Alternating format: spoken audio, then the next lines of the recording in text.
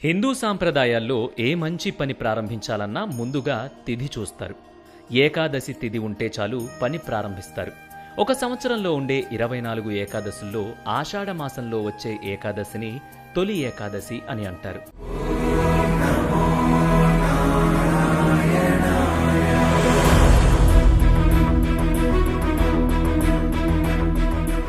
హిందువులు దీన్నే తొలి పండగగా పరిగణిస్తారు.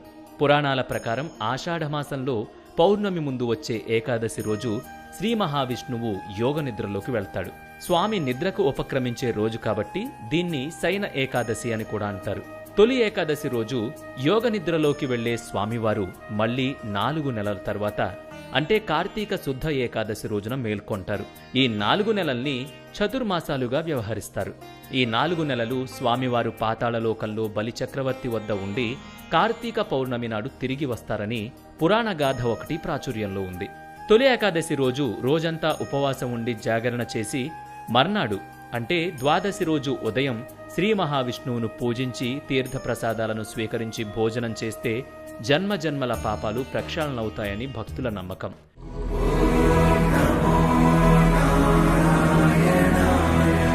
కృతయుగంలో మురాసురుడనే రాక్షసుడు బ్రహ్మవరంతో దేవతలను ఋషులను హింసించాడని మరో కథ ప్రాచుర్యంలో ఉంది. శ్రీ మహావిష్ణువు ఆ రాక్షసుడితో 1000 ఏళ్లు పోరాడి అలసిపోయి ఓ గుహలో విశ్రాంతి తీసుకుంటుండగా శ్రీహరి శరీరం నుంచి ఓ యోగమాయ ఆవిర్భవించింది. అది ఆ రాక్షసుణ్ణి అంతం చేసిందట. శ్రీ మహావిష్ణువు ఆ యోగమాయను ఏకాదశి తిథిగా అనుగ్రహించాడని చెబుతారు.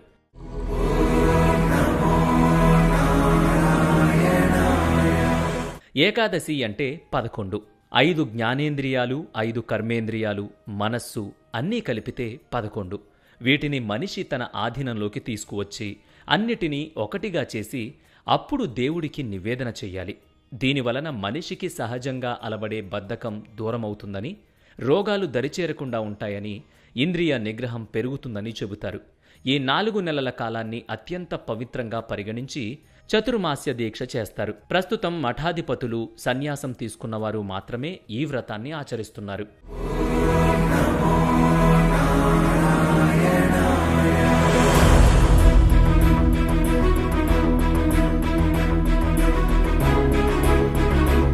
చతుర్మాస్య దీక్ష చేపట్టిన వారు 4 నెలల పాటు ప్రయాణాలు చెయ్యరు.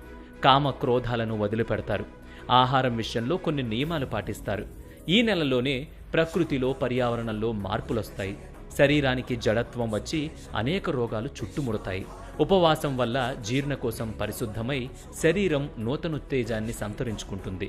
ఇంద్రియ నిగ్రహాన్ని కలిగిస్తుంది. క్లిష్ట పరిస్థితుల్లోనూ భయంకరమైన రోగాలు వచ్చినప్పుడు విపరీతమైన పరిస్థితులను ఎదుర్కోవడం కోసమే ఈ కఠిన ఉపవాసాలు, ఆచారాలు ఏర్పడ్డాయి. ఈ సాంప్రదాయంతో కేవలం భక్తి మాత్రమే కాదు, ఆరోగ్యం కూడా ఎంతో చక్కగా ఉంటుంది. ఇది తొలి ఏకాదశి ఉపవాసం వెనుకున్న కథ. మన వే2న్యూస్ యూజర్స్ అందరికీ తొలి ఏకాదశి శుభాకాంక్షలు.